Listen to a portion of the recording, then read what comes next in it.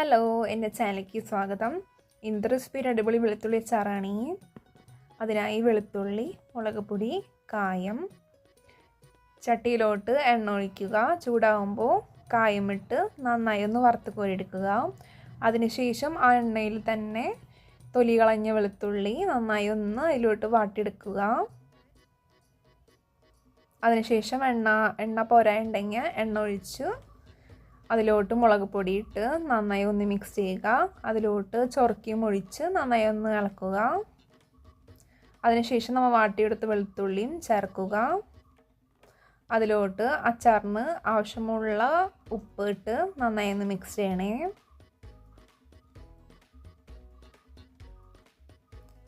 ഇനി വെളുത്തുള്ളി അച്ചാറിന് ആവശ്യമുള്ള അത്ര കായപ്പൊടി ചേർത്ത് നന്നായി ഒന്ന് മിക്സ് ചെയ്യുക.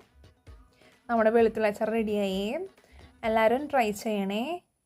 അടിപൊളിയാണേ. ലൈക്ക് ആൻഡ് സബ്സ്ക്രൈബും ചെയ്യണേ. നിങ്ങളുടെ കമൻസും അറിയിക്കണേ.